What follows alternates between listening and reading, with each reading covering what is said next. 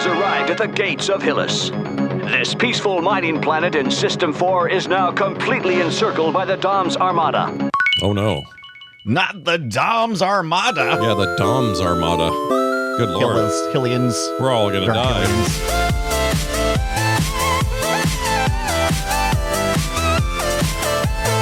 Hello, everybody, and welcome to Play Retro. This is Play Retro. We talk about old video games here, and I'm one of your hosts, Scott Johnson, and I'm in the mood for some stealth, some combat, some puzzles, and some photography mechanics.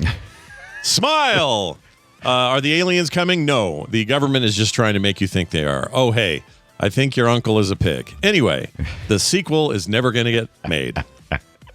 You think your uncle is a pig? All right, that's cool. Is it uncle? All right, we'll find out soon. And I'm your other host, Brian Dunaway, and I'm a bit of a shutterbug myself. I mean, sure, I have the skills to pay the bills when it comes to bopping bad guys in the head with a stick and have a lighthouse full of orphans I share with my French pig uncle that we ignore most days. But primarily, I am a journalistic photographer by trade. That's what I do. Yep. This story makes sense, Jade. Her name is Jade, and look, she's got Jade lipstick on. She is. Her name is Jade. She wears Jade accessories. She wears all Jade. Yeah.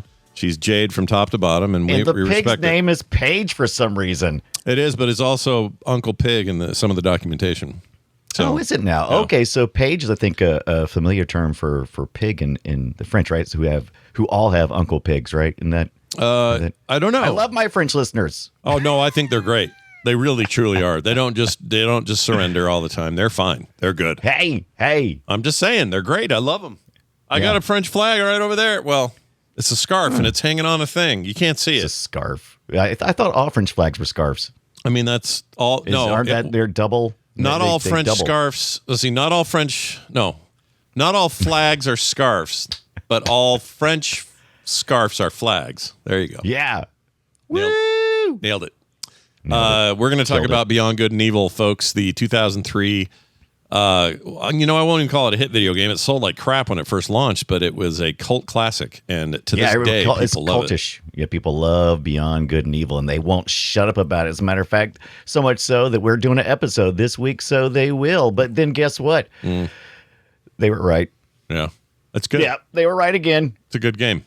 Also, it's really annoying that sequel, which was originally announced in teaser form in 2007, is still not a thing. Don't spoil it. I mean, it's coming out still, right? Let me say this. Yeah. No, I don't think it's coming out. I think we would have heard something, man. And they did do one follow-up, I think in 2014 or sometime. Right. Did a longer trailer, and it was like, oh, they're still working on it. That's cool. Maybe this will happen. It's a prequel, by the way. What would happen if we were to go over to Ubisoft and look up Beyond Good and Evil? What do you think would come up? I'm actually afraid to do it. I'll tell you what come up. Nothing? A teaser with some art. There's some art? Okay. Well, if they still have it up, I suppose it's still a thing. Yeah. Possibly. It was re-revealed almost 10 years later in 2017 as a prequel. That's how I got it wrong in my brain. And they were going to do this open world space pirate stuff. They had, a whole bunch of ideas. You're going to create your own character. Jade's now an NPC. But it has been in development hell ever since, and the creator of the thing has long left. So we thought, you know what? Let's go back. Creator of Rayman, by the way. You love Rayman with the missing limbs and everything. I love Rayman as though hands independent of body. Michael Ansel, creative director of Rayman and Beyond Good and Evil, the brain power behind this, some say. And he went poof. He's out of there. He's not there anymore. Yeah, and that's unfortunate. He did his own thing, and he's a character. Yeah, we'll get into his whole thing. We'll talk about him a little bit. But before we do, a little follow up on what we've been doing in the retro world. That device I ordered from Hong Kong. That's the brand new. I can't even remember the name again. The name of it is, hold on, it is called. And the name is Hong Kong Phooey. The name is, here it is. It is called the Mangami. Mangami. Here, I'll show you guys the thing so you can see it. The manga. Wait, so there is a Chinese product and they're calling it the manga? It's Mangmi. See how it says Mangmi. Mangmi Air X is the exact model. I got this retro colored one here in the front. Looks like kind of like a Famicom color scheme. Oh, I love that. It's sub $100, and they people are flipping out about it because from what I'm hearing, this is like a really cool new thing that people are should be excited about. Well, I mean, we'll see, I guess, when I get it. But a 5.5 FHD touchscreen. Android then. Yeah, it's definitely Android. It's got the RGB Hall joystick, so Hall effects stick, so you're going to get the good drift, yeah. A bunch of other stuff. Anyway, it looks nice, and I got suckered into it. Kevin talked about it lovingly, and I went, perhaps I will also spend sub $100 and buy one of these damn things. Plus, it's I don't know how well it functions. It may play like crap, and it's got a big giant either fan or speaker on the back, and it may be a piece of poo. But let me tell you what, it's one sexy piece of poo. It's a very sexy piece of. If it is a piece of poo, it's a good looking piece of poo. I don't know what that. I assume that's for airflow in the back. I don't know about that yet. That's concerning right there. Yeah, it's fine. But it looks sleek otherwise. If you stick your lips on there like you do on your Steam Deck, you're stuck right in there. Kevin says he's taking his to Vegas for CES coming up, and he's got it all configured up to do what he wants to do. I think that will be a good test of it, so I'll probably follow up with him and see what he says. But I'm hoping mine is now in LA is the update. Oh, should have it hanging out with Miley Cyrus. Isn't that what she did with her little? They were on a wrecking ball. They got on a wrecking ball. Oh, she's a wrecking ball. Okay. Yeah. I thought she was just getting off the plane and all that good stuff. Throwing food at Billy Ray. I don't know what they do over there. Anyway, don't know what they do. I just know they exist. But anyway, this thing's coming, and I'll have it soon. But in the meantime, I'll tell you what. Something about the fall weather or the change in seasons or just this time of year. I don't know what's going on. But for whatever reason, this is Advance Wars 1 and 2 time for me. Yeah. And I, right now, if I've got downtime and I am in a chair or I've got a handheld handy, I am firing up Advance Wars. At the moment, Advance Wars 2, because I've never fully beaten the second game. I've beaten the first one like 3 times over. Right. But I'm playing some Advance Wars again because let me just tell you, it is one of the finest video games ever put to silicone, and I could play it right now, in fact. I love it that much. I would appreciate it if you didn't, but yeah, I know what you mean. It's one of those... I like those kind of games too. The ones that kind of like just let you kind of zone out when you're in the fall, because you can kind of just like get into a groove and you just kind of working from point to point. You still have the abilities to hear things. Like it's not so engaging that when people are walking around you telling you, "Have you checked on the turkey?" you hear them. You know what I mean? Yeah. So and you can second screen that experience. You can be like, "I'm playing this and I'm catching up on this TV show that I'm barely watching," you know, that kind of thing. Do you want green beans or deviled eggs? You can hear all of it. That way you don't mess up Turkey Day. Yeah, and you're like, "Shut up, Mom. I'm playing. I'm trying to beat the Black Hole Coalition or whatever they're called in the second game." Yeah, nailed it. It's a good time though. I really enjoy it. What'd you get up to this week? Anything fun? Hey, yeah, absolutely. A real quick thing. I reached out to Atari. Once again, about my Atari 2600 Pac-Man edition that is supposed to be on its way. They have given me an update. They said yesterday. They said it'll be shipped out at the end of November. And I said sweet. So that's this week. I don't think they know what they're talking about. Yeah, they told you a date that we are at the end of November. Monday is the 1st, if I'm not wrong, and Thursday is a no shippies. So. All right, we'll see. So I look forward to... I don't get what happened there. What did they do there to you? What have they done? So we talked a little bit about it last week. I think what has happened, for whatever reason, this seems to be how it's done. Whether or not we agree with it or not, doesn't matter. Oh. Atari, when they take their pre-orders, in previous times they've taken pre-orders for things, seem to give the first shipments out to the later pre-orders, and then they work their way backwards. Yeah. That is dumb. Because you know what happened? Yeah. You know what happened? I ordered first day, and then I started running around telling everybody, hey, guess what? I'm getting this. What, they got one of those? I'm going to pre-order one too. And so then everybody got theirs first because they heard it afterwards, and they go, oh, did you get yours? And I'm like, no, even though I told you about it. You screwed yourself, dude. I'm still waiting 2 weeks. Yep, you went out there, you promoted it. People put it in their bag. Right. They made it worse if they're going to go. I don't know why you do that anyway. The point of early ordering, you're supposed to reward those people with being the first out of the gate. That's dumb. It makes absolutely zero sense why they went that approach. I don't understand it. But anyway, that's you know what? Look, I still love Atari, obviously, because I've been going through unlabeled Atari carts, and then I also had some regular ones, but I went ahead and 3D printed this really cool Atari 2600 logoed. A tower, would you call it? Just tower like thing. A cartridge tower. It holds 6. Yeah, it's like a display tower. It holds like 6 or so. Yeah. Can you stack them? Do more? And you can stack more, but I don't want to do that. So I don't want this to be my storage. I want this to be my display for my my most favorite carts. I got home run.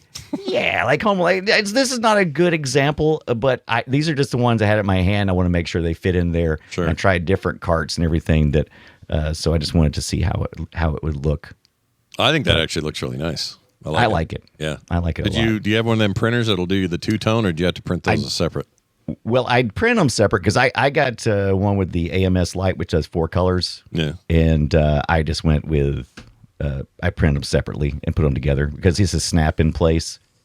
And what's that green light in the background? That's kind of humming at us back there. What is that? Oh, you just covered it. No. Other side. Yeah, right there, back there. What is that? Yeah, that's the charging for my analog pocket. Oh, because I got to have that thing charged up. It's like rocking and rolling, baby. It's a little AI computer back there listening. Yeah, I gotta do. Yeah, it is. Well, I just assumed. Oh, you have to assume nowadays, right? I have to assume it. I'm assuming everyone's listening to me constantly. There's a big lawsuit, class action lawsuit against Amazon for. Shocking. Those devices listening longer than they said they do or something. What? Because they do buffer. I can't believe it. They buffer listen, which makes sense because they wouldn't work otherwise, so that you can be a few words into your sentence and it knows that you've said the name plus the stuff. You don't have to tell it to turn on first. That makes sense. And that was never an issue. But apparently, based on what I read, and I read very little, I know very little about this case, but they were doing way longer chunks and then hanging on to stuff they're not supposed to. Just everybody stop being shocked that big tech is dinking with you. Okay. Right. And I mean, it's probably nothing even malicious either. It's probably developers going, well, this sure would function better if we had a little bit more of this, or if we were positioned to do this. Like, I remember how everybody lost their crap when the Kinect came out for the 360. 360, 20 years old, by the way, this past week. Congratulations. Oh, my gosh. The 360's Kinect is now retro, dude. Right. So you can throw a Kinect on there. Did it come out with the launch? Did it launch with the 360? I don't think it did. But anyway, it was later. The Kinect's not quite 20, but it's almost there. And I remember what a crap people were having in their pants about the Kinect listening. What, it's going to listen? And it's like, well, yeah, I mean, if you're going to have it voice activated, it has to listen. Why? And I was like, well, yeah. It has to be in the little buffer listening mode, and if it's not in that mode, then it doesn't do what it says it does. So you kind of have to know that going in. I'm an open book, so record me all day. I don't give a shit. I got no secrets, and there's nothing weird at this house. We're boring as hell. This is what I used to say until AI came along. And then I'm like, hold up. I don't know all the different ways that you guys, all the just different vectors of which you could, like, me and you were kind of special because we have, we're super special, Scott. But we're special because we have, like, how many hours of our voices recorded on the internet? It's insane. Many thousands. So what's another couple of seconds somewhere? It's not going to matter. But then other people who aren't constantly being recorded, what if I've heard some crazy theories out there about when you answer the telephone, like when you answer the telephone and say hello, those could be getting one more metric of data to add to their collection. They had your number, they needed you to answer, say a couple of things, suddenly they're using your voice to say voice prompts for something else. And I'm like, whoa, slow down, people. Get me off this crazy train. I mean, the problem with most of it is there's a lot of theories, and the tech companies have a lot of company secrets that they don't want to divulge because it's competitive. And the end result is we feel like we don't get enough info, and then it cycles. Yes. It becomes a conspiracy, even if it's just purely, like you said, Bill and design down there went, if we did 2 more seconds, I'll bet we could get a lot more information. Right? Like somebody says that, and then they do it, and then a month later, the lawyers go, "Oh shit, who did what? Bill done and Rod did what? Like we said in the contract, the end user license, it was only recording for a half a second. You guys are doing a full 4 second. Like you can see this stuff spiral. Meanwhile, us at home, because we're not being told any of that, at home we're going, if they're doing that, what else are they doing? What else are they doing? It's a vicious cycle. I don't like it. It is. It is vicious. You know what? But you know what? Didn't listen to me back in the day. Atari my GameCube that I played. Oh. Well, that's right. My Atari 2600. It didn't know nothing. And I liked it that way. Yeah. But my GameCube also didn't listen. Unless you got that one game. What's that one game with the fish? That frog thing? What's that frog game? Wait.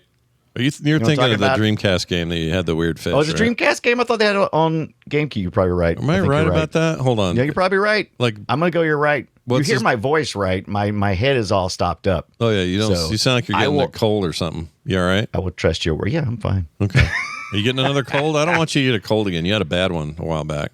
Yeah, no, this is not a bad cold. Okay. This is a run-of-the-mill, the weather won't stop going up and down and around. Yeah. That gets me too. That's usually headache stuff for me. I freaking hate it. Yeah. I'm fine. Seaman. I'm fine. That's who it is. Seaman. That's where that was on the Dreamcast. That was Dreamcast exclusive. It was a Sega thing. Yeah. And that was Leonard Nimoy in the voice of the fish thing. That's right. Fishman. Yeah. Leonard Nimoy knows all your information. Yep. He was the one. And I think you could talk to him through something. Was there a mic or something? What was the deal? Mic. Yeah, mic. Where was the mic? Was it a special mic you had to buy? Oh, was it a special mic? Or was it there was one very special? But there wasn't one built into the controller, I'm saying. Like, was there? No. It was I think it was a headset. I think it was a headset mic. I don't remember. Yeah, I think it was a headset mic if I remember correctly. And or you could get the Uhura headset mic. It would, the big old thing that hangs out of her ear. Yeah. No, you didn't. No, but I love that thing. It was like a big pepper shaker stuck to her head. Yeah, I actually saw a 3D print when I was looking around, and somebody had an attachment for your iPad, your headphones, AirPods. That's what you meant. An Uhura attachment for your AirPods. That's pretty cool. If you're into it, that's pretty cool. I'm not into it, so it's not that cool. You're not into it? No, not really. Anyway, that's what we got up to this week. But we did also get up to another thing, which is to cover this game. So now we're going to do it. Shall we play a game? We will indeed. The game we're going to play this week or talk about is 2003's action adventure from Ubisoft Montpellier as the developer. You said it really well. Yeah. Nice. Montpellier. Combining stealth, melee combat, hovercraft, exploration, photography-based investigation system. You play as Jade in the video game Beyond Good and Evil. There's a government, speaking of conspiracies, a big government conspiracy. They're trying to get the people to think that there are aliens. But are there? You have to play and find out what's going on. Yeah. There's definitely aliens in this game, though. Come on. Yeah, for sure there is. But there's this stupid... Yeah. That's partly why I don't love... I think of the whole business, the mix of game styles is what holds up. Right. The mix of right now I'm doing stealth, now I'm doing melee combat, here I'm doing these photos, and I have to do I got to get the right stuff in frame or else it's not going to give me the credit. Like that kind of stuff holds up, I think, the gameplay loop. Yeah. I think the story's a little limp. I don't think it's all that great. It's fine. Story's not great, but it fits right in with the primary game mechanic, which you need to take away from this, which is the photography. So how you really move your economy along in this game is by taking photos. Now, why that story is set up the way it is, you start out, you're on a cliff edge doing some doing some kind of ancient martial arts focusing meditation kind of thing, right? Yep. So you're doing some meditation on a cliff edge with some kind of anthropomorphic rabbit. Yeah. And you jump up and you start running towards the house because there's incoming explosions and stuff. And the house is a lighthouse tower, of course. Well, first you have to hear from this Fen Digler guy here. Oh yeah. Don't forget about Fen Digler. Yeah. Your newsman. We're gonna listen to Fen Digler real quick. Maybe later. Right now he's okay. Now anyway, you know what? You heard him at the top of the show. It's this guy here. Oh, that's right from the air. Just listen. The war has arrived at the gates of Hillys. That's the guy, Dirk Hillys. Dirk Diggler. Sorry. Yeah, Ben you're Diggler. you're Hillians. So they're getting bombarded. and you got to run back to the tower. Come to find out, you and your pig uncle, I think is what you said. Yep, Uncle Pig. Yep. Uncle Pig are housing orphans, I'm assuming, that are victims. They're all animals. I'm assuming they're victims of the war, right? Your guess is as good as mine. Yes, I'm going to say yes. Because I did not see any official orphan, space Hillian orphan signs out front. So I'm assuming this is not a legit business of hers. So I think she's just trying to take care, because they don't ever take care of the orphans, to be honest with you. Let's be real. You spend a lot of time out on your hoverboat with Uncle Cousin Pig. Yep, yeah. You do. And that's fine. That's the charm of the game. People like these characters. I like these characters. I don't think the story holds up, but I think the characters are fine. Part of the problem with the idea for the sequel abandoning Jade as your protagonist, and instead you make your own character and play in a more open world, almost like mini MMO kind of world, is dangerous, because people come to the series for these characters, not for Jade's the star. The world, Jade, it would be like saying, hey, we're going to make a follow-up to Tomb Raider, and you're not going to play Lara Croft. Yeah. That's stupid. That's weird. Jade is it. Sure, you're right. The gameplay here is where it's at. This engine, this Jade engine they made that allows you to do these, mixing these different types named of after gameplay. Jade, for hell's sakes. It's named after Jade. Yeah. It's pretty fun. It's a good game loop, like you said. But Jade, the character, is essential to your empathy of this whole story, because otherwise we're kind of gonna have somebody else taking photographs. I don't think so. No, she's a shutterbug. She's a shutterbug. Look at her. And now she's a really good martial arts fighter lady. It's confusing. It's a little really confusing how she's. The game actually, I think the game is maintains its confusion for quite a while. I only played a bit of this back in the day on a GameCube. This is the version I played, and I remember at the time everybody was just like raving, like, "You gotta play this. This is so good. This is so amazing." And I had like a 1-year-old at the time, and I was like, bunged up trying to deal with that. And so I did finally play it then, but not to its completion. I haven't had time this time to do it to its completion, but I have to say, kind of came away impressed. I think this holds up. I think that there's a reason it's considered an all-timer, and people are frustrated that the delays have been so bad, and they're never going to probably get a follow-up to their favorite game. But it's a high point for, I don't know, if you could make a list of all the games. Do you have a copy? Look at you. I have the PS2 copy of Beyond Good and Evil. Complete inbox. That's right. Where'd you get it? I've had it forever, man. What do you want from me? No, you buy it for the show this week, or did you already have it? No, I've had it forever. I just told you. No, I did buy it. I used to have it, so I had it on the PlayStation 2. I could not locate it, so I just went and ordered another one. I do love this game. I was the same boat as you, though. I owned it already, and I was like, everybody loves this game, and I'm like, I've played it, but I didn't really play it. This game does something that I hate. It annoyingly locks you in, and so if you're on the PC, it's even worse. Like when this game starts, you gotta listen to the story. You gotta see all the loading screens. You don't actually get to really feel the game. So in the beginning, it feels like everything is on rails, which is the opposite of what this game is. This game is somewhat open world. It kind of corrals you in to points and stuff, because you gotta collect pearls, and you gotta be able to unlock areas so you can access them. Very very Zelda, right? So that's all fine. But when I first started playing this game, like the 3 or 4 times I tried to start this game, it was always the same thing. It's like almost 10 or 15 minutes, it seems like, between the loading screen. Maybe it's not that long, but it feels that long, where the load screen starts, you get into a story, and the only thing you can do is every couple of minutes they'll give you a few minutes of gameplay, and the gameplay is different, where you're fighting like you're just fighting side to side. And I'm like, oh, this game's a side to side fighter. Okay, so all right, so nothing about the first 15 minutes of gameplay in this thing says you're about to do some open world crap and you're going to see a lot of different gameplay. Nothing about it says that, and so I quit so often. Yeah, because you just think it's this linear thing where you're going to walk down a hall and do the next thing or whatever. But you're right. Yeah. There's a lot of Zelda in this, a lot of Zelda DNA. in the structure of the whole thing. And by that, I mean, like, the N64 game and forward, basically, a little less scripted.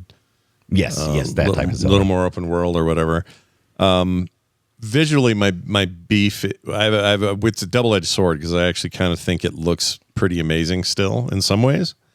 Right. And in other ways, it is a stiff thing of its time, like, low res, low rent, whatever. Like, I don't know. It's a real mixed bag. So I remember when it came out, it felt like, it was early 2000s, but everything about it screamed cartoon, late mid 90s cartoon reboot. Yeah. In those kind of games, in those kind of cartoons and stuff. Yep. So it was it felt like it was lagging behind, in my opinion, on what current games were looking like. I didn't care for the style at the time. Now, looking back retrospectively, I think it stands out. Yeah, I do too.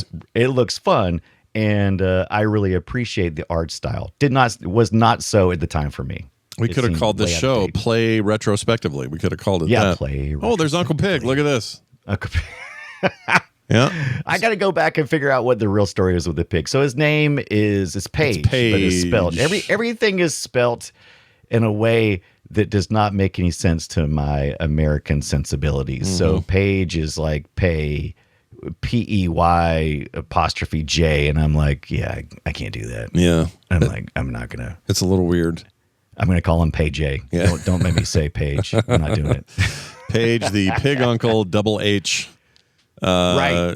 Double H. Yeah, double H. So there's factions and stuff, or there's people vying for your interest here. That's the whole Beyond Good and Evil. This is not a Nietzsche play on his writings or nothing. This is us going, maybe there's something more in this story you should be looking for. Maybe everything is not as it appears. There is a lot of propaganda going on, and that's a really fun part of this game, is overhearing conversations and dialogue, trying to figure your way out of who's really the bad guy and what's my role in it. Because you do have to take on missions where you may feel a little creepy, and you're not quite sure if you're being played. Mm-hmm. But the story is progressed by these missions and requests to take photos. Mm-hmm. And you collect coins and pearls and different things, so you can spend in game for upgrades for like your hovercraft. Mm-hmm. Did you do any racing in this one, Scott? I avoided that. It's a side activity. I didn't want to do the hovercrafting, but I felt like I needed to make sure that I understood everything in it. And I gotta say, it was worse than I thought. Yeah, it doesn't look fun. So, it was actually fun, but I've heard things. Hovercraft, a lot of people complain about it. It's not like a favorite. My hovercraft has some kind of energy weapon, and I usually just use that against enemies, not the competition in a race. And I'm feeling like dastardly, floating around, making to first place by blowing up the competition, essentially. And I'm like, well, that doesn't feel like the spirit of how this is supposed to work. No. I got announcers and stuff. They're watching me, obviously. So I'm like, okay. Yeah. All right. I'll tell you what I do like, and I wish more games had this mechanic, but I miss the photo mechanic. Yes. In games. Well, then, and there are a few like that out there, but I miss that. It's fun. Pokemon Snap. Yeah, Snap did it. I think was definitely inspired by this, and it's the one really big standout. I mean, which came first? I thought Snap came for this, didn't it? N64. No. I think this was a couple years before. I have it backwards in my head. If I'm not mistaken, I thought it was the other way. I could be mistaken. But yeah, there's a couple of newer games, some indies that I like that have that mechanic in there, and I'm always delighted by it. I don't know why. Yeah. There's just something about like, you got to collect them all, and in this case, all are the things you got to get shots of, and there's something fun about that still. And it really introduces a interesting way to play the game. I was fortunate enough to stream this game the first night I played it while trying to figure out what I was doing, and I didn't have backseat driving, but I did have people that were giving me some valuable information that I probably could have gleaned from the manual if I'd have dug through it, or the Brady's. What is it? Brady's. what do they call those? The strategy guys at Brady, BRDA or BRDY? Is that right? The strategy guys. Brady. Is it Brady? Is it Brady? I think it is Brady. I think so. Yeah, anyway, thanks, I think Brady. You're right. Thanks, Brady. Thanks, Brady, for those. Yes, the Brady games. Is Brady? Brady? BRDY. Anyway, whatever. Not important. There's no E. Before each battle, you gotta do like Spider-Man. Yeah. In this game, you want to go ahead and take the pictures or set the camera up to take the pictures as Spidey would, but here you got to take the pictures. So when you come across an enemy, if you take a photo of a species or something that you haven't seen before, then you send that in and they develop it and then you get credits for it, right? Yep. And so if you go straight into battle, as was the way that I was wanting to do it, it's like, I got to beat this thing up before I take pictures. If you beat it up, it's like shooting somebody and then asking questions later. You can't; it just disappears. Yep. So you can't take the pictures. So you gotta stop before the fight even starts and take a picture. And the camera has the ability to zoom in, and like a sniper rifle, it's got all this waving and moving. And if you're on a GameCube, it using the yellow nub. Mm-hmm. To compensate for that movement. Yeah, I remember that. So, and you got to get it right in the little green spot because it'll tell you, it's like, no, that's out of focus. You can't do it there. And you got to do that. And then instantly after you take the picture, right back into the fight. Yep. You got to switch it really quick. I found the dates, by the way, just for the record and we don't get a bunch of emails. Pokemon Snap came in 1999 and 64. Wow. Beyond Good and Evil 2003, 4 years later. So I guess there you go. Yeah. So I had it backwards. Yeah, it's easy to. I mean, all of these things feel like they're I guess the question though really is who did it better. I'm going to make the argument that if you're looking for a more complete, full experience that had more than just photo taking, then this game.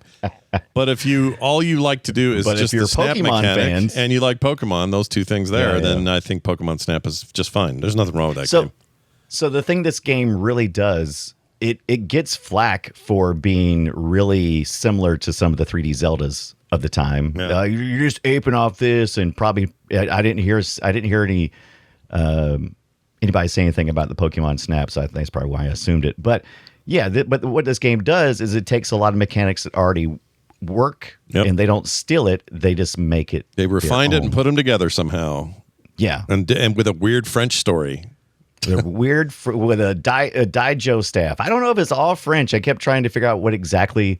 I'm assuming it's supposed to be some type of alien hybrid language. Yeah, that part I don't know if it's got like actual French in it or not, but the story style of this entire game is like traditional French storytelling. It just feels like a French game. It does, and I'd seen some comparison to European comics from the 90s as some of the art stylings and maybe some of the writing too. So I think you're spot on there. And that stuff's a big deal. People love that crap. I'm not disparaging it. It's just a very specific style. So, someone at home is going to write in and tell us about a bunch of French stuff we don't know about that's really good. This, I think, is, again, it was fine for its time. I think the story is just a little lacking now, and maybe it's because we've had a bunch of world building since then that's just, maybe it's better than that. I don't know. I don't know what the reason landed on me. I try to contextualize these games when I play them, so I try to get into the headspace of what else was out there, and so I usually will look around and go, what else was, at the same time released. And as far as story goes, this is pretty serviceable, functional. It kept me engaged to keep trying to figure out. It felt like it had a bit of Starship Troopers in there, so there's some Star Wars in there with all the, when you go into bars and things, you got all these different creatures and things playing instruments and all this wild, behind closed doors types of interactions. But you get all this great dialogue between characters in the background. They're talking about things, just kind of slowly building up, because it's a simple story, right? It's about positioning political power and propaganda, and that on its own maybe not that interesting, but when you really just start kind of buying in, it's effective. I think it's pretty good. But what really blew me away was when I first got on the hovercraft. So up to that point, they kind of had me corralled in. And this is as far as I played up. I don't think I ever got into the hovercraft, which is where you really start exploring the world. Mm-hmm. And so I'd always quit when I get to the lighthouse. I'm like, this is too much trouble. Taking pictures?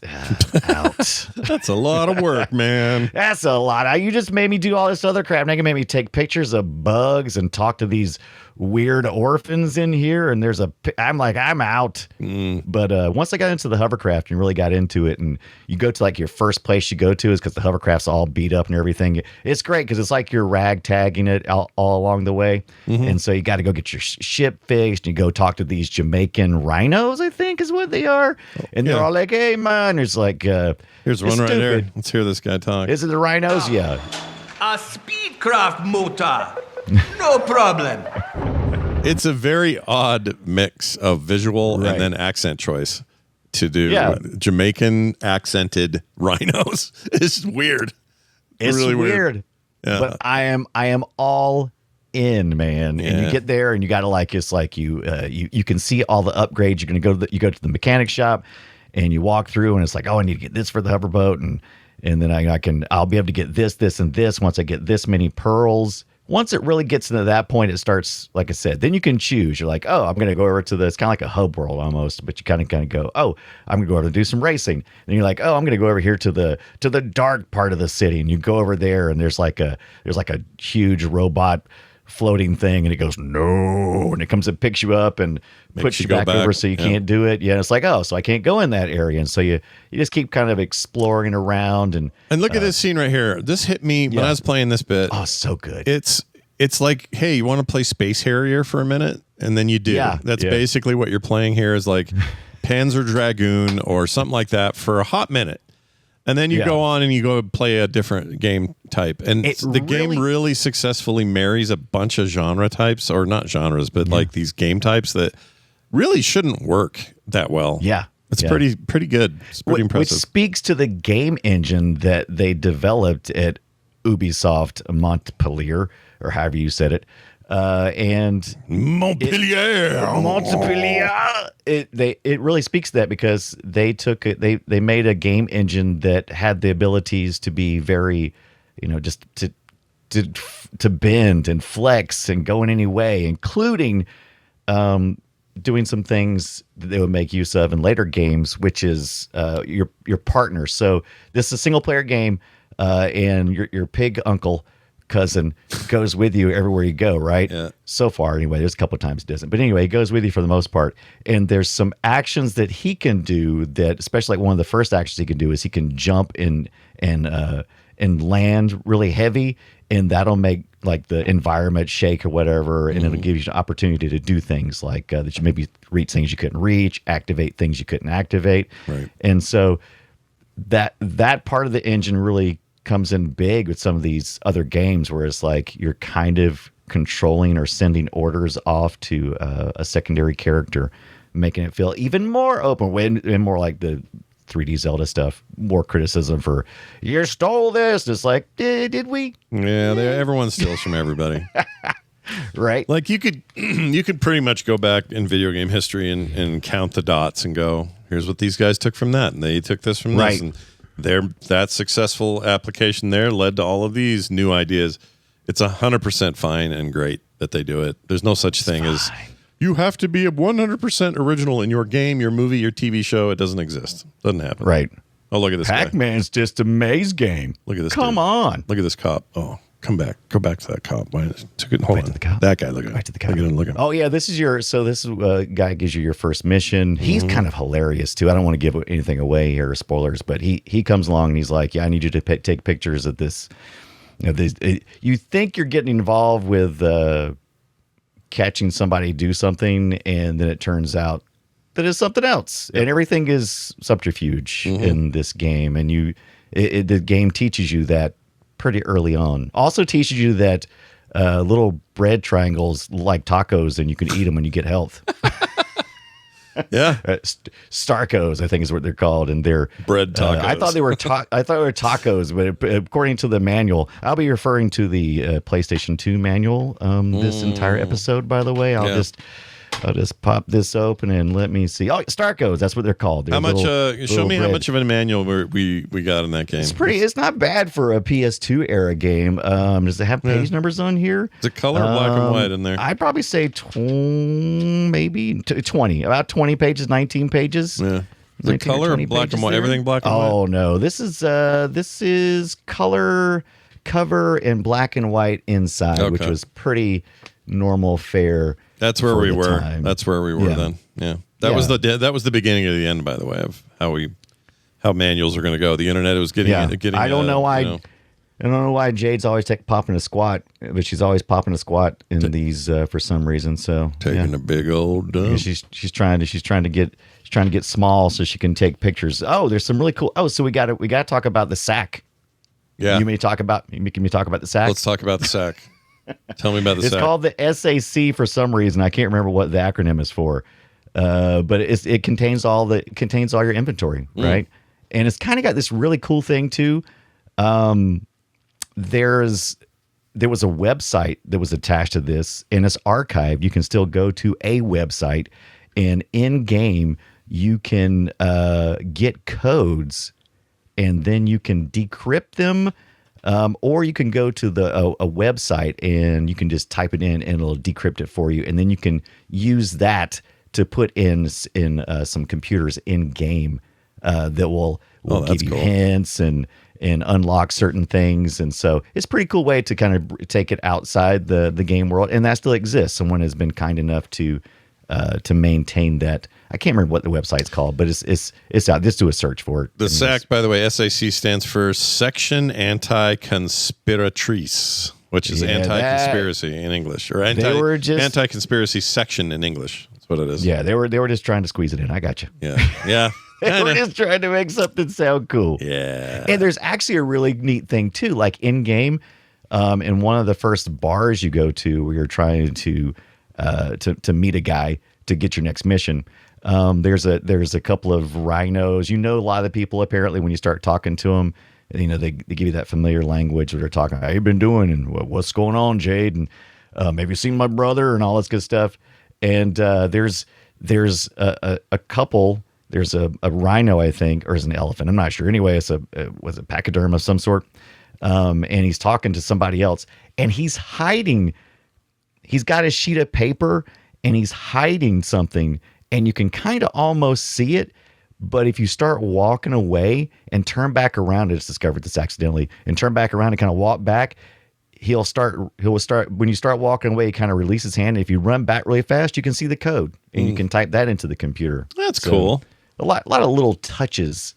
Yeah, I didn't know they did that. That's great. Yeah, I didn't. Like I said, my first impressions, I hate being locked in to like 10, 15 minutes of introductory, on rails. There's an art to that introduction. It's very hard, and so many games get it wrong and make it seem like a slog. I would point to the introduction. Essentially, it's all tutorial, really, but the introduction and story introduction to Expedition 33 this year is an amazing example of doing that right. Another French production, by the way. Very good. Very good.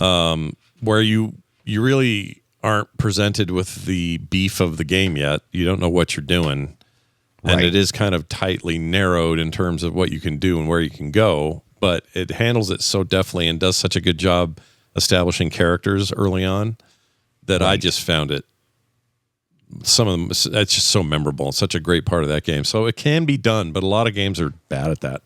Yeah. I prefer to be slowly trained at like I'm the character learning all this stuff as I go along. Sure, I can accept that I have superhuman abilities to perform the actions I'm doing, but you got to remember, you got to teach me how to do it. And I don't like when they overwhelm me. And I really didn't, and this is probably a hot take people would not agree with. There's a lot of Castlevania games like where Symphony of the Night, where you have to first thing you do is you go against a big bad and you think you can, and you can't beat him. Right? I think they might think maybe you can't beat him or something. Maybe it's like a cheat or something. I don't know. But anyway, you're not supposed to beat him. You're not supposed to be able to beat him. You're not supposed to beat him. And it introduces all these ideas and you're more powerful. Then you get stripped of that power and start from, I don't like that. You don't like, I don't like so it. you don't like Metroid games then. They do the same thing. Because it pisses Samus me gets off. her stuff stripped. You start out, you're uber powerful, you get all the weapons, you can be a ball, all that stuff, and then suddenly, no, sorry, half your suit's missing, you can't do any of that shit for the next 4 hours.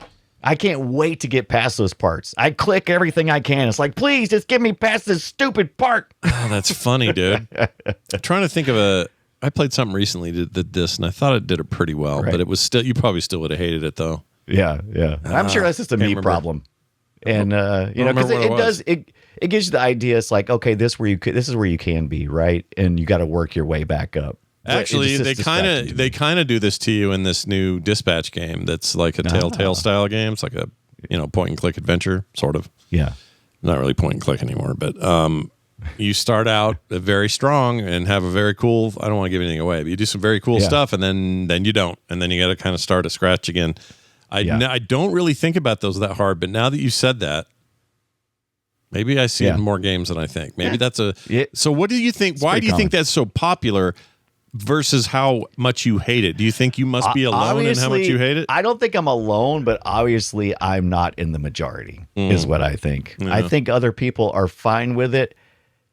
I just want 5 minutes with the controller and my character typically. It's like, could you just let me, don't I also can't stand when they go, we used to do this a lot. We play a lot of retro games, and so back in the day, we didn't even know how to do a first person shooter on a console. So a lot of times it's like, push forward, good job, and it's just like so that you can walk forward. Yeah, and that kind of stuff it's just breaking to me. It's like just let me run around. Even like Halo, when we played that just recently, it was just like, look around, look left, look right, look up, look down. I'm like, oh Jesus, just let me get up and walk around a few minutes with the character and just, see how the game moves, see how it looks, get my bearings. What's worse is the sequel can make you do it all over again. They just make you do it again. Yeah. Jesus. And, that's fine, I suppose. It was it's a thing of the time. I guess we didn't know how to do it at all, but that's just the most frustrating. But yeah, here it was even worse. If you're playing the PlayStation 2 or the GameCube versions of this, and you're like, this is too much, just turn it off. In the PC world, which I ran, I got the good old games version of this. I got the classic one, not the remaster, none of that. I did a couple little patches that they had. It was actually the engine got leaked a while back, and so I think somebody made some patches. I did see some glitches and stuff. That's not important. The important part is you cannot Alt-Tab, escape, get out of this game in any form or fashion. It will not let you Alt-Enter to minimize like Unity or something. It won't let you Alt-Tab. You can't hit the Windows key. You cannot get out of the game. You can't press a button and get to the main menu. You can't go, oops. Once that game starts, you're in for a good 5 minutes. I was able to use the task manager, Control-Alt-Delete, and get out of it, but that seems extreme. And then if I accidentally click on it again, it'll take me right back into it. And I'm like, such a pain. So I did a little in that way. I did a little digging for you. You did some digging? There's a term for this. So it's called, there are 3 terms. The most common term is the one tied directly to Metroid. It's called Samus start. Okay. So literally how she starts every time. But the more formal design term is prestige loss or disempowerment opening. Yeah. Which I got one of those, if you know what I'm saying. Yeah. But the game, you start as a full badass. You get a taste of what the end game power fantasy is, right? Right. And it's also tutorialized, so you often get to use everything and know how they're going to work long before you're going to get them back or whatever. And then you lose everything, have to start over. And the idea is that your game brain is very excited to get all that back and is ready to do whatever it takes to get it back. That's the idea. Yeah, okay. I think maybe you're just not a sucker. I think that's what that is. I don't buy it. It's like, no, dude, it's going to take me forever to get that crap back. And to me, like the first few minutes are, kind of a transfer. It's like, okay, I want to transfer myself into the surrogate that's in the video game world. And if you suddenly expect me to be able to mash the buttons to make the character do things that I don't know what I'm even doing. I'm just mashing buttons. I'm annoyed, right? I prefer to learn it as I go along. Well, let me. I like that. I like that too. Let's grow together. I like that. Yeah. However, I often think back, like before video games, what were we doing? Board games, games with balls and sticks, basic stuff, right? Hoops and sticks, and sticks, yard, all these things, all that stuff. Like go way back to some Middle Ages kid learning how to play a game. Well, what do they have to do? Either pass down verbally or written instructions are part of like every board game. You crack the thing open, you got to learn the rules. Video games have this unique problem and opportunity where they have to teach you how the game plays by playing it, rather than just putting up a bunch of instructions in text and saying good luck. Some people do that, some do. But I kind of do the same thing with board games. Like there's usually a point when we're reading the instructions for a board game. This happens every board game. It's like, all right, somebody's been volunteered to read. Someone's going to be the game manager. So read the instructions. Okay, read it. None of that makes sense. Let's play around. Yeah. And then maybe then I'll have something to reference, right? Because once you're like, okay, I can see the simple starts is like, we're going to roll dice, we're going to take turns, and then there's a whole bunch of wild gaming mechanics that I do not understand. So we're going to go ahead and roll the dice, and we're going to see what happens, and then I have context to understand what I need to look up. It's like, oh, when I roll a dice, that guy can go into that little pin there, and now I need to know what I can do in that pin. Let's say, pin. It says when you're in the pin. Yeah. And that's how you play. You don't go in and go, I know everything. We go. You have Boardwalk, you have Park Place. We're all going to start. Then everybody's going to lose Boardwalk and Park Place, and then we're going to start the game. Yeah. No, it's fair. How did you ever play Batman Arkham Asylum, the first Batman Rocksteady game? Yeah. That game is famous for this very mechanic. You go in there as Batman, and things go bad real quick, and you're brought down. You're basically just Bruce Wayne, and you're gonna have to figure it all out again and apply a bunch of points to become full Batman capable. Bat dude. And but some reason contextually that worked for me better because it was like, well, yeah, I'm going into this hostile situation where my power is greatly diminished by just the fact that I'm here. I don't have radio contact outside of here. My gadgets got ruined, taken, or busted. I got to fix this shit. Like sometimes games can do, they can have that and have their cake and eat it too, for lack of a better way of putting it. And I think that's good at it. I think the God of War series is really good at doing that because they also have the Samus start. I actually like it, and for some reason the God of War stuff works for me because I feel like they're telling me an interesting story. Yeah, because part of him losing everything and having to claw his way back is crucial to understanding Kratos and the mess he is. Yeah. You know? Like, why is he so pissed? Why does he want to climb Olympus and you literally eat Zeus's beard? You know, like it's because he's so mad. Yeah, and that helps tell that story. I think to strip it. Yeah. So I don't know why it does. It works occasionally, but most times it falls. Like I said, I've had this game before, and I've started many times, and it just always did not appeal to me because the first 15 minutes of the game are nothing like the rest of the game. Because I felt it's diametrically opposed, because one way is like, I feel like I'm trapped and I'm having to do almost quick time events. There's and a little then of that, for sure. And then like after that, it's just like, do what you want. It's like, oh, why didn't you tell me this to begin with? If I didn't known after the first 15 minutes, I could just do what I want. I've already done this. Yeah. But then there are games where they don't tell me anything, like the Silksong game, this year's Hollow Knight sequel.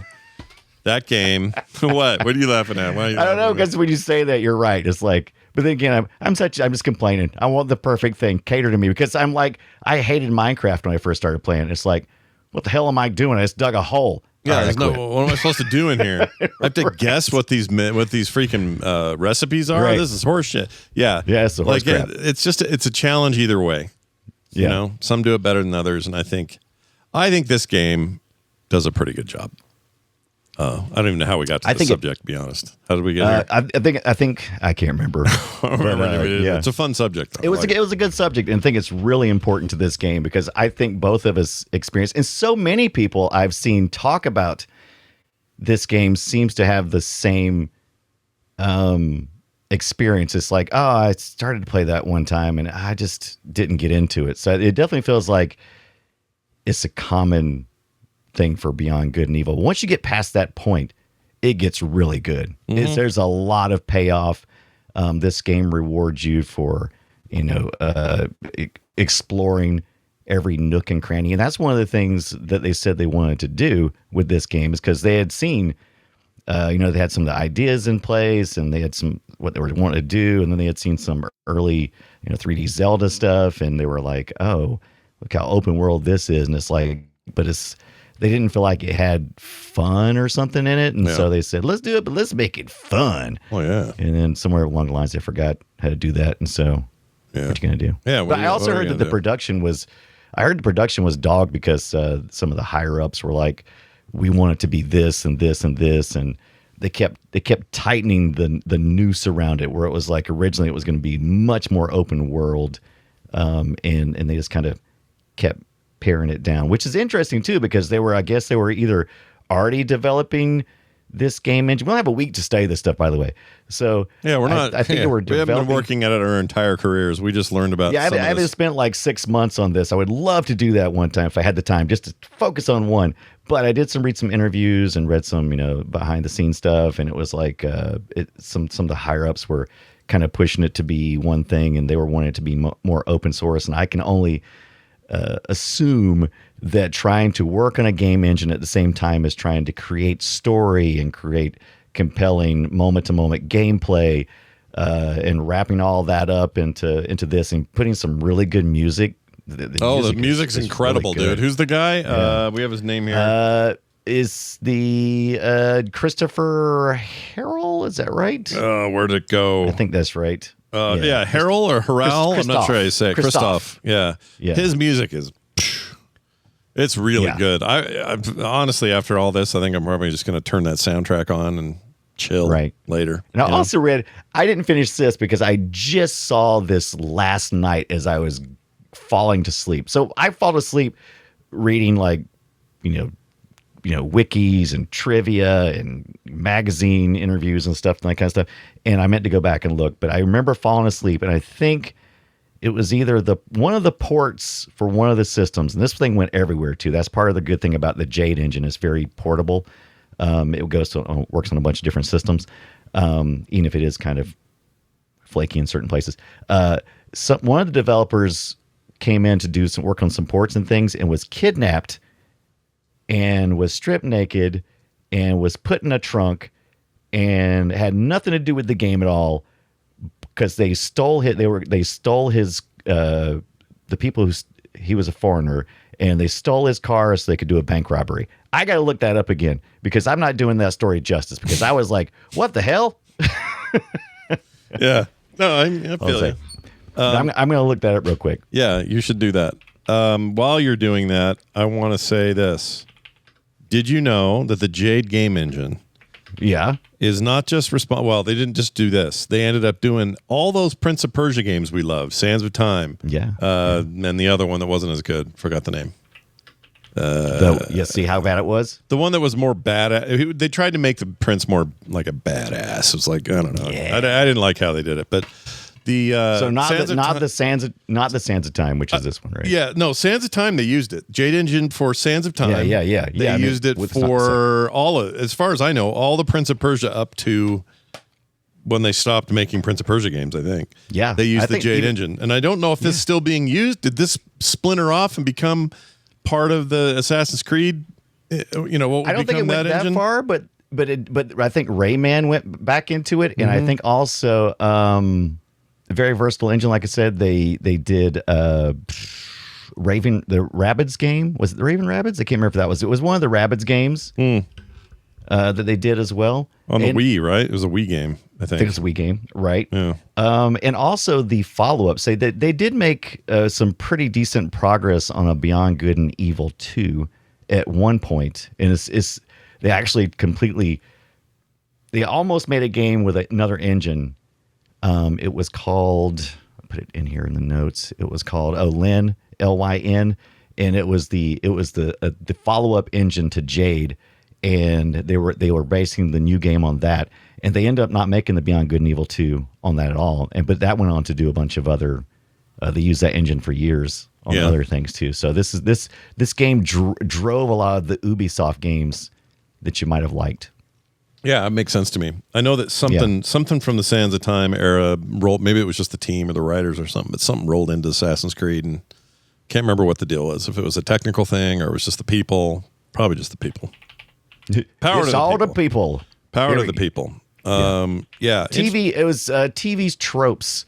Let's see. Oh, it's kidnapped. How do you spell kidnap, Scott? KIDNAPPED. Why does it only say it one time? It's nothing there. Okay, anyway, all right. Yeah, what are you going to do? I'll figure it out later. Oh, yeah. Don't worry about it. We can't always figure everything out on the air. We can't always do it. Anyway, so there you have it. That's the game. And if 2 ever comes, I'd be thrilled. I'd be a little shocked, but I'd be thrilled. Like, right. Let's push it all. Let's see it through, Ubisoft. I know things are a little rough over there right now. It's not the happiest of times at Ubisoft.life. Okay. Right. They're laying off people. They're closing studios. They're canceling projects. They haven't had a huge hit in a while. Like, Ubisoft's been in a bit of a wiener pinch. And I would really like, for them to have a moment of comebackings, because I think they got a lot of great IPs. Yeah. Assassin's Creed's consistently good, but I don't think you can survive forever on that. And truly coming out with just a banger of a sequel to this original beloved property, I think would be awesome. There's probably some concern there though about sales, because the first thing sold like crap. Yeah. And it wasn't because it was bad. It was because nobody cared. And maybe they're worried that nobody cares about a sequel anymore.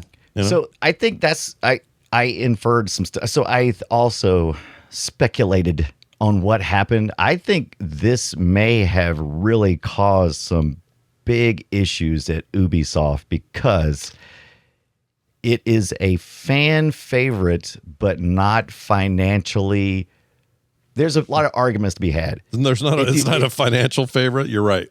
You're right. So it's really weird, because it's like there was a lot of success because they did get the Jade engine out of this, right? And they did get some buzz, and they did get a lot of things. It just wasn't cash. It wasn't money. It wasn't sales. It wasn't the thing that drives. And so I think culturally inside of Ubisoft, there were probably a lot of people that were like, if you guys if the uppers had just kept their nose out of it, we could have sold that like nobody's business. We think that's a successful idea, what we did with Beyond Good and Evil. It was good. You guys at the tops screwed it up. Yeah. And then the guys at the top says, you didn't sell any games. They go, because of you. And I feel like there's probably a lot of there's a bunch of reasons why big publishers don't like original IPs. It's because they're untested. They don't know if they're going to work or sell.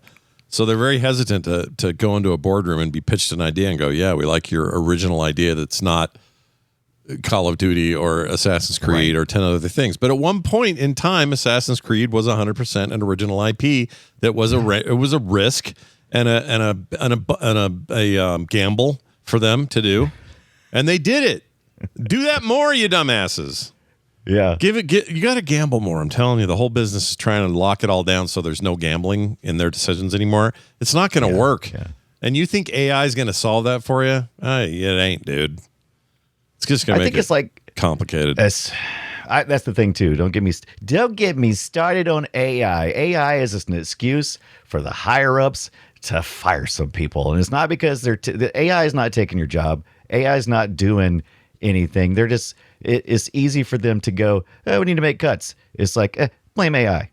It's AI. It's not our fault that you're getting fired. It's AI's fault. It's like, no, you're just, you need a, we're in a place. Yeah, the worst part are the ones that are all like, well, why aren't you investing in new games? Why are you just laying people off and stopping studios? Right. And they go, well, we're just being cautious until we see the impact of these AI technologies, if they're truly going to revolutionize. And if you talk to anybody who's working in that business, they all tell you the same thing. Greg Street told me this to my face. He said, no one's doing that right now. There is no on the ground game development where AI is a heavy part of it. It isn't. No, it's just not. It's not because it's not. It's not there like yet. It's not ready. It's not whatever. There. It's not provable. I mean, AI is such a broad term. We use AI all the time. As a matter of fact, if you look at the credits for Beyond Good and Evil, there's AI people in it. There's people who are generating and creating AI in the game. But when we're talking about generative AI, it's not there. It's just generative AI, where you can say, "Computer, make me video game." That isn't happening. It's not a thing. And you can say on the periphery, well, all of our portraits were made by a computer. Okay, well, cool. You're going to get review bombed on Steam because nobody likes that shit. Like, it's just to me, it's a really weird excuse when people are holding back investment when they're also having some of the most successful years they've ever had, yet they're still holding back, firing, laying off, and closing studios with this one excuse. It's just like, you guys just suck ass is really what it is. And we need more indies. We need more small teams doing their own self-publishing. Guess what? More of that. Guess what? What? That's exactly what's going to happen. Anytime this happens, that's what we get. We start getting indies who are fast, agile. These big giant boats of corporations are, trying to make slow boats, trying to make these big decisions. And meanwhile, indie sloop over here is whipping around and making progress, and suddenly just comes across something great. Now, big boat then decides to sue them, which happens a lot. But I think we're going to see more indie stuff as usual. Anytime we kind of get in this, I mean, we're in a renaissance of indies, and it's amazing. Thank goodness. And boy, has Steam kind of stirred up a nest. I did not see this being the thing that would turn the conversation back to why you charging so much, why you taking such a big cut of the pie on developers with Steam. Because that kind of language, it kind of dropped away a little bit. They're all doing it though. Like, as much as Epic comes in and says, "Hey, that's what's going to make us different. We'll lose money. Yeah. We don't care. We're going to do it." But that's a marketing move by them. They would be happy to have 70/30. They don't have some altruistic thing going on. So everybody else, Apple, Microsoft, Sony, freaking Nintendo, they all do the 70/30 split, but Steam gets the most shit for it. I don't know why. Yeah, and it just got stirred up again, all because they were like, "Hey, we should make a PC." With all the specs that we have, it seems like they kind of like fell ass backwards into this. Is like tossing out some ideas, and now all of a sudden everybody's like really excited, and they go, "Oh, wait a minute, we're not gonna just give it away." And everybody's like, "Well, why not? Why aren't you gonna subsidize it and sell it at a loss?" It's like, well, that wasn't the plan. No, they're never gonna do that. Right. And now they're getting all kinds of shit over it. I don't think they well, they can get all the shit they want. My Steam Deck is one of my favorite things I've owned in years. I am buying a Steam machine. Unless that thing's over $1,000, and I'll be pissed if it is because of the way RAM prices and everything are. Yeah. Like, who knows? There's a reason they held off on prices on the announcement, because it's volatile right now. But if that thing comes out sub 1,000, I think I'm just getting it. Like, I'm definitely getting. I am all in on this Steam shit. I'm just they have been my favorite platform to buy and play games since forever.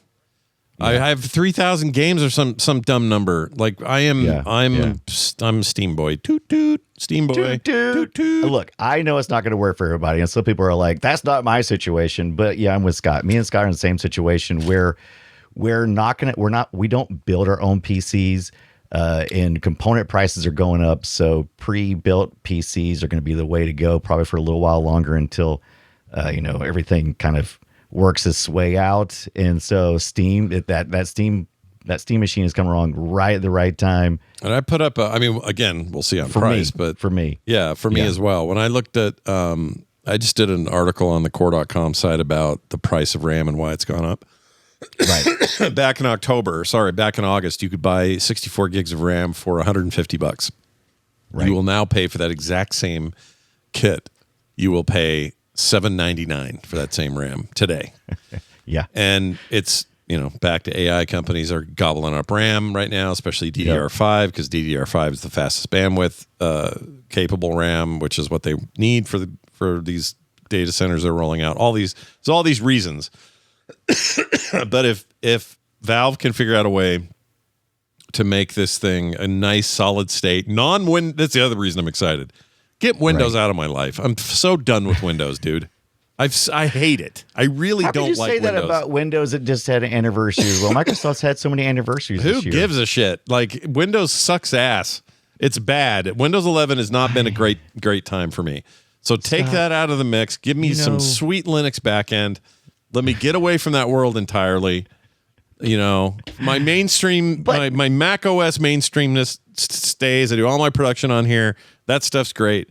But I don't need all the mumbo humbo jumbo that Windows gives me. And I'm tempted to take that Windows box, which I only use to play games on. I'm tempted to strip Windows out of there and do Linux anyway. Yeah. Yeah. You'll regret it. You'll regret it, Johnson. Just go ahead and try. Will I? Because the what are you going to do next? You're going to strip out your Windows CE out of your Dreamcast? No, but what was I going to say? The Steam machine, just like Steam Deck, will ship this way. It'll be Steam OS, Proton, and all that stuff. 100% fine with me if it works. I don't give a shit. Why do I want Windows in my life? I don't need it. And that's what you're right. And that's one thing that's going to be beneficial here is they're not going to have to pay that Windows license to deal with that. So that's a good thing. So it might help the price a little bit. Valve hates them, but Valve cannot stand those guys. Yeah, that's fine. And that's fine. Look, I like all OSs, Scott. There's not an OS I don't like in some form or fashion. I think all of them have some good. And I'll tell you, over the years, I've really grown to respect DirectX and what they were doing with that and where that got us, whether a lot of bad stuff, but also a lot of good stuff. So, it's cool. Yeah. It's just they squander it, just like it was for a hot minute, Game Pass and, buying up all these developers and, the potential of what that all meant. That seemed cool for a hot minute too, but now just laying everybody off, canceling projects left and right. Basically just, it's all profit over. They do not care about the games. They care about cloud services and they care about Azure as the back end of everything.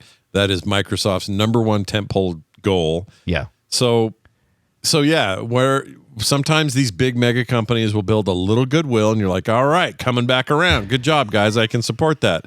And then they tip over and fart. It's like, well, what are we doing? I love it. I love it. You know what I tell you though, if Good Old Games came out with a Good Old Game machine, it would be hopefully very inexpensive. And I would buy it. I would be the first in line. But actually I'll have to find out if they got like Atari policies where if you pre-order first, you get it last, in which case I'll order it last, but still, otherwise I'll be the second, third in line. Yeah. And they won't reverse it the way your freaking Atari thing went. You'll get it first. Yeah, I'll get it first, baby. Good Old Games. That's my. I don't like that's Steam. My place. Yeah, I don't like Steam. That was Brian Dunaway in 2005. You guys. I don't like Steam. He's had a turnaround though. He likes it. Yeah, yeah. So we talked about Beyond Good and Evil in the context of the game and in the context of the real world. I just realized your comment there. This comment right here. I don't like Steam.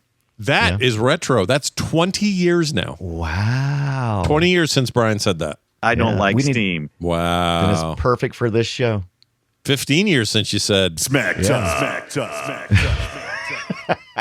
Amazing. Just remember that I don't like Steam was taken out of context. It was. But we like to Brian shape said it he toward... doesn't like Steam, the name. Yeah. I don't like Steam. I think it's stupid. And you said, but they got Valve. It makes sense. And I'm like, no, Valve is a stupid name too. Yeah. We had it was a whole conversation and the way the context we use it now is all twisted. Absolutely. I love it. And I eventually had to trick Scott into, I like Steam. Yeah. And somewhere in here, where is that one? I have that somewhere. Konami. I love Steam. That's not it. That's Konami. Hold on.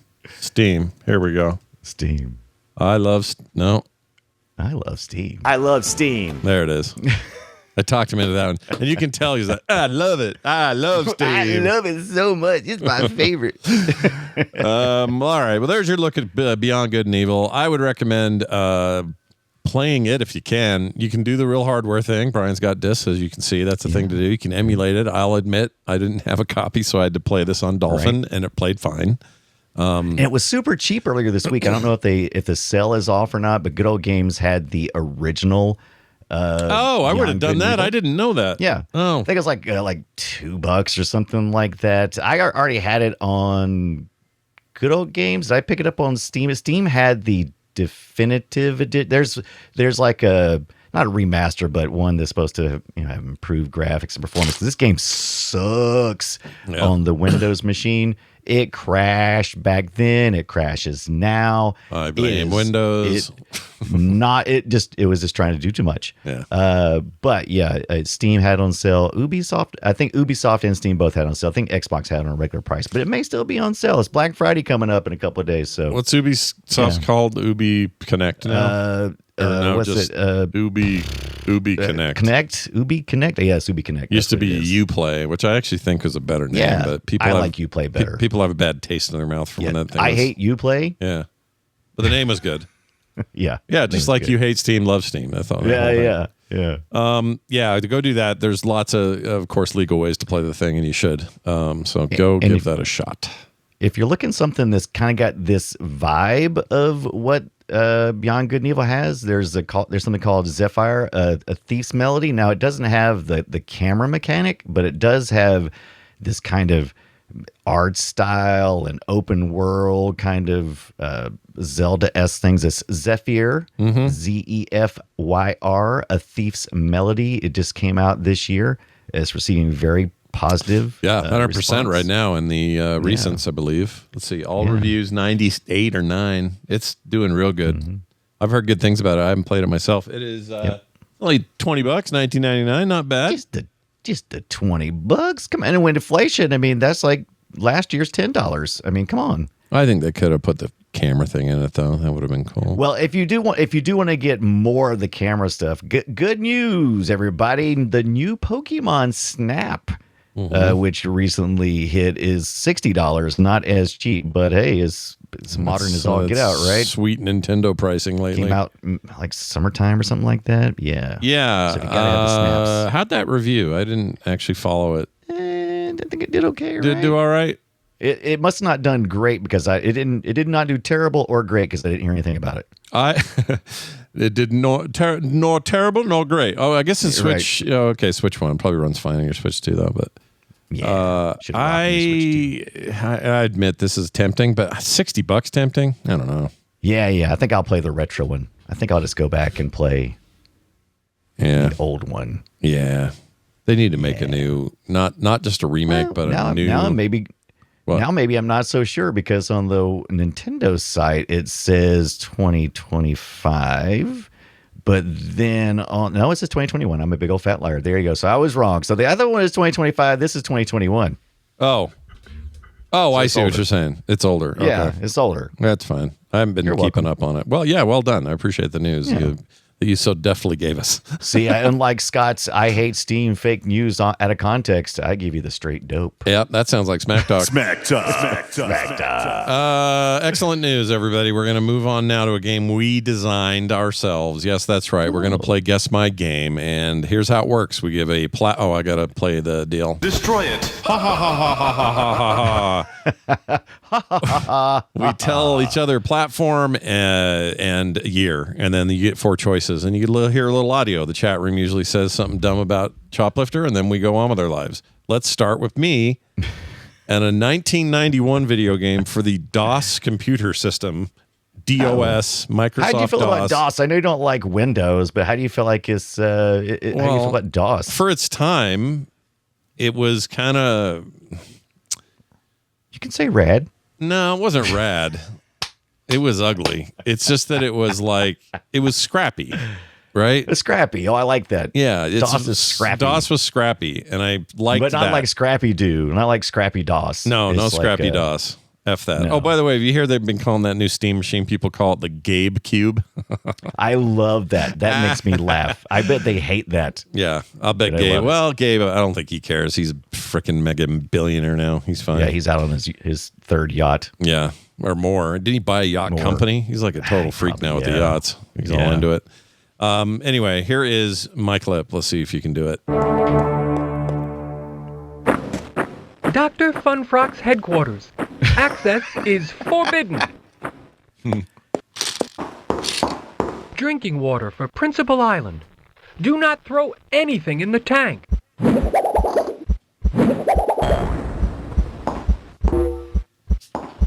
You've just earned the second level of magic by finding the Book of Boo. This book? The Book of Boo. All right. The Book of Boo. Do you think this game is one of the following? Is it A, Star Control 2?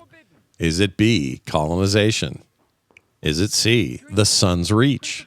Or is it D, Little Big Adventure? I'm going to go with Shoplifter. I'm going to go with... I don't blame you. This one's hard. It sounds fun, and so it's like I know what Star Control 2 is, but then I'm like, maybe I don't. Maybe is all these real games? Because Star Control 2, did that exist? Oh yeah, I remember it was a Star Control. It wasn't goofy though. There's 100%. Well, pretty goofy. Was it that goofy? Big goofy aliens and jokey. Oh, are you telling me? interactions. Okay, so you're saying it is A. I'm not saying it's A. I'm just saying. I'm saying the hint I will give you is it is one of these 4 games there. All right, so Star Control 2, possibly. B, Colonization, no. C, The Sun's Reach. These are just words that don't even make any sense. Little Big Adventure, though, that sounds right. So I got to decide between A or D. I'm gonna go D. Give me the D, Scott. Give you the Little D. Big Adventure. I'm glad you did it because that's correct. Yes. Nicely done. I think we referred to it before on the show, actually. Yeah. Not in the context of this game, but some other discussion. But it's this cool top-down isometric early combo 3D 2D thing on DOS that was innovative for its time, but hardly anybody played it here in the States. It was very big in Europe, though. And you can hear this guy's accent toward the end of this file. Listen to Drinking this. water for Principal Island. You've just earned the second level of magic by Magic. So Magic. you say the Europeans liked it? Yeah, they loved it. It was made over there, too. They loved it. Oh. Yeah, they were into it. They were humping it, air humping it. Oh my! Oh, is it what is that what they say? They use humping as a word for that over there. I don't think They say, is that the word? We say, dude, I'm stoked. They say, man, I'm gonna hump that. I'm humping it. I'm humping it. I'm humping okay, that I got shit. you. Yeah. All right, here is your. That might have been. That sounded French Canadian to me, but I don't know. Oh, okay, French Canadian. Okay. I don't know if that's true, but anyway, let's talk about yours. Tell me my platform and my year, if you don't mind. Sure. How about we say the year is 1996 and Scott hates Windows, so we're going with a Windows joint. Windows 95, I'm assuming. All right, here we go. That's where I got this. Look, kid, orders are nobody gets in. If you're for real, let's see some proof. You got that lawyer letter on you? Welcome to the last resort. Name's Salty. I run the place. What's left of it? Give me a moment while I go hunt up your red carpet. Or at least flip on the damn lights. Okay. Sounds adventure-y. Tell me my names, my options. All right. Is it A, Monty Python and the Quest for the Holy Grail? B, 9, The Last Resort? C, The Improv Presents Don't Quit Your Day Job? Or D, Discworld 2, Mortality Bites? Oh my gosh. These were all that year? Yep, 1996 on the Windows.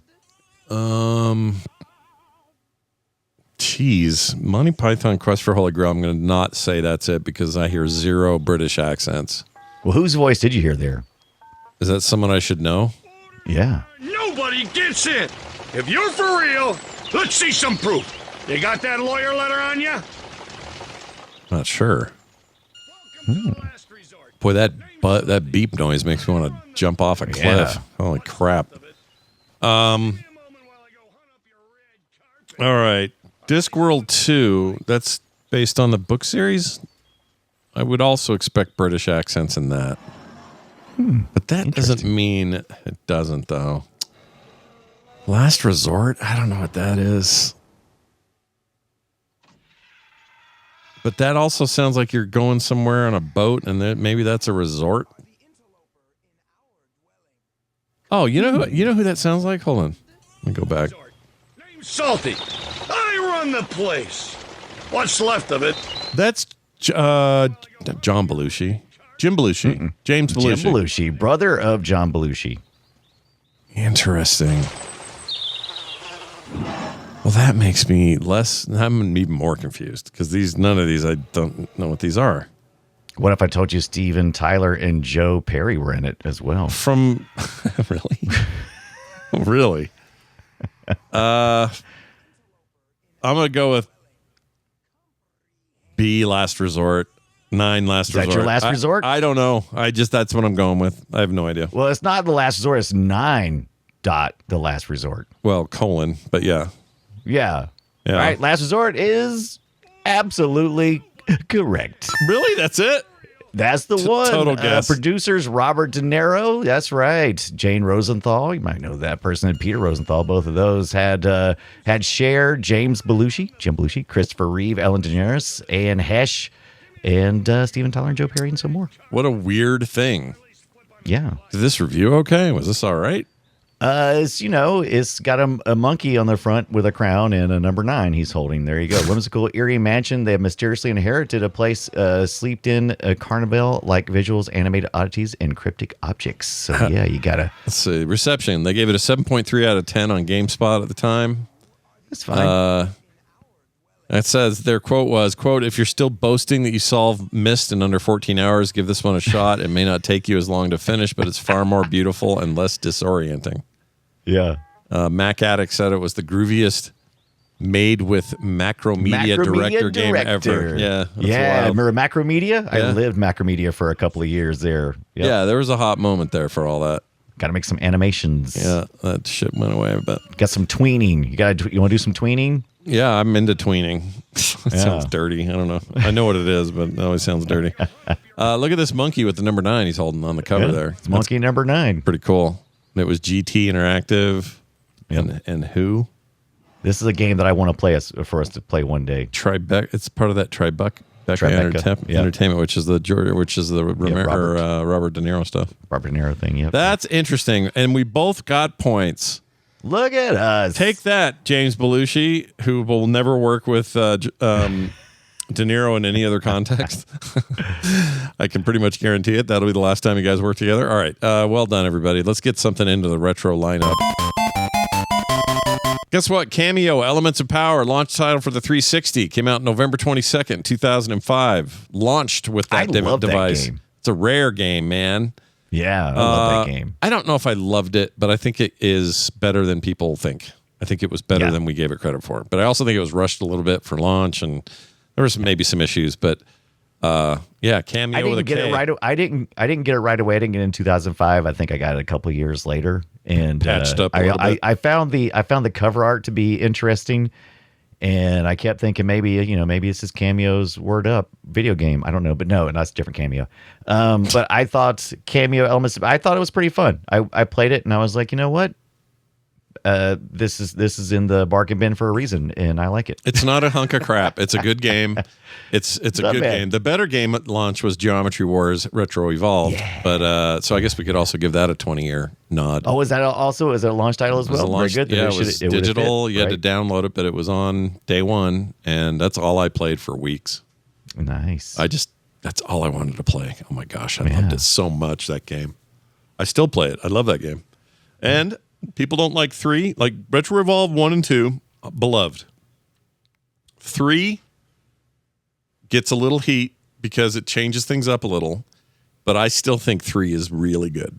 And you can get that on Steam, and plays wonderfully on your Steam Deck. So go get that game. Yeah. So there you go. Thanks, Cameo. You did it. Listener feedback time, everybody. We like to hear from you. And how do we know that? Well, because this plays. Welcome to the treasure room. Doodly doodly doodly doo. Here's the deal. You guys call, you text, you email, and in this case, it's a voicemail. This is from Thomas. I don't know why it's a girl AI voice for Thomas, but it is. And it's about Scooby-Doo. All right? So let's hear him out. Let's hear what he has to say. Hello, Mr. Scott Johnson. This is Thomas. Not all Scooby-Doo is terrible. I'm a fan of all Scooby-Doo except the 13 Ghosts series and anything with Scrappy-Doo. May I recommend Scooby-Doo Mystery Incorporated? It came out in 2010, and it's a great show. All Scooby-Doo is not terrible. The original Scooby-Doo is fantastic. There are some Scooby-Doo movies that are good, but I highly recommend Scooby-Doo Mystery Incorporated. It's a modern take on the whole Scooby formula, but it is good. You should give it a try. Oh, that's the end of it. Agreed. Such a weird call. I'm here with Thomas. Agreed. Yeah, I haven't seen mystery, it. It's good. Yeah, I haven't seen it. It's good. I think that's the one that, if it's the one I'm thinking of, that's the one that goes into the backstories of the characters and stuff. Oh, 8.2 out of 10 is pretty high in IMDb. Yeah, that's pretty good. Yep. I'm actually a little blown away by that. What year was it? I've always loved Scooby-Doo. The old Scooby-Doo stuff. Even I don't like the Scrappy-Doo stuff, but even that I'll turn on. Even I won't pass by. Now there are some of the, like, Cartoon Network was doing a whole bunch of those movies for a while, and I wasn't necessarily a fan of all of those. Sometimes they felt. Whoa! They got Matthew Lillard to do Shaggy in that. Yeah. He's the go-to guy now whenever they need voice acting for. Look at this cast: Shaggy. Patrick Warburton, Gary Cole, Lewis Black. Yeah. You know what? Udo Kerr just died. I mean, that not because of this, but he just passed away. Right. I'm in, dude. Yeah. You know what? I think I've just flipped. Yeah. I just flipped a switch. I'm going to watch Scooby-Doo Mystery Incorporated. Thomas doing the work. Good job, Thomas. You and your lady voice, you turned me around. Good job. Thank you for that. We appreciate it. Our next game. Our next movie is not a movie. It is, in fact, a game. And we're going to talk about StarCraft. What? And Brood War. We'll put them both in there. It came out the same year. Because was it 2010 by the time I got to 2? So there's like, the first StarCraft and same year was StarCraft 1 and Brood War came out in 98. Yeah. So early 98 for the first game, and then the expansion in the late months. Turns out wasn't even the same team. I learned that today. Wasn't even the same team. Yeah, we're gonna talk about some old ass Chris Metzen concept art. Look at this business. Love it. Drawn like a stoner in detention. Freaking, he was probably a stoner in detention. Probably was at one point or another. It's funny because I was just talking to him about this. I love finding his old art, and he's always embarrassed about it. But I think he shouldn't be. It's fantastic. Awesome. Look at the detail work in that. No, it's so cool, dude. I get it. I mean, it's like that about your stuff. It's like you go back and look at your stuff, and you're like, yeah. Look at this one you found. This one is incredible. Yeah, I think that was actually. You can get the StarCraft manual off an public FTP on Blizzard, and that was in the manual. I love all this stuff. Face. Alpha, right bastard. Yeah. The legs say hard on. Like, he must have spent like 1 million hours on that shading. Look at that stuff, man. I mean, come on. I love it. I'm a massive fan of this energy that he's putting out, you know? Anyway, we're going to talk about StarCraft. It's a big one. It's a lot to say. It was originally called Warcraft in Space, and I'm not kidding. Yeah. Where you think we're kidding. They went to an E3, 1996's E3, and said, here's our new RTS. It's called Warcraft in Space. That's all they knew. They just got with Warcraft 2, and they're like, we only do Warcraft. Yeah, Let's do it in space. People are like, what are you doing? Well, they started over is what they did. We got a lot to say. Yeah. There's a lot to say about StarCraft. They wanted to call it Spacecraft, and they said no. No.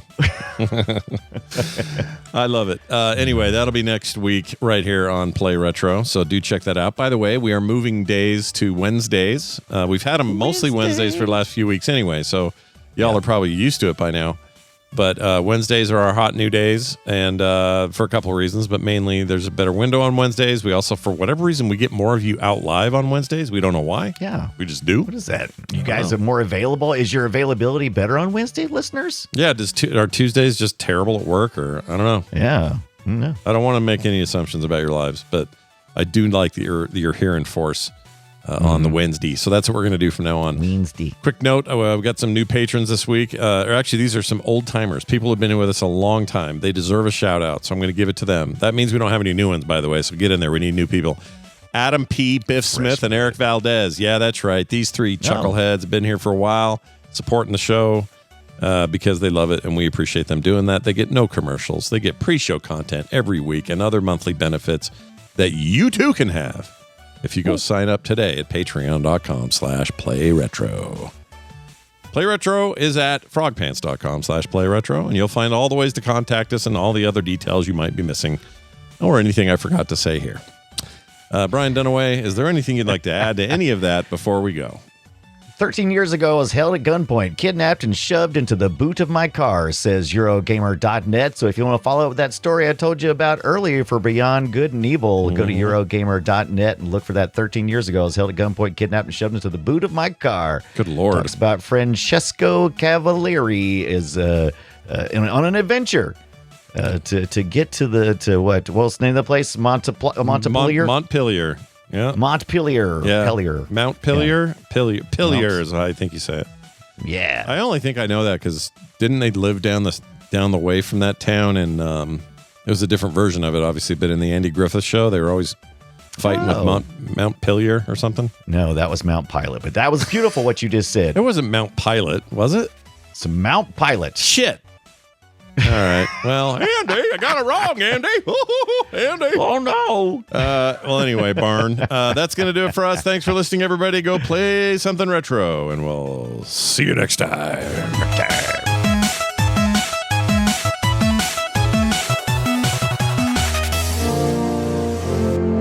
This show is part of the Frog Pants Network. Yes. Get more at frogpants.com. Quick, then, jump up. Oh. That was Jade. Quick, jump up. Talking to the pig. No, the rabbit.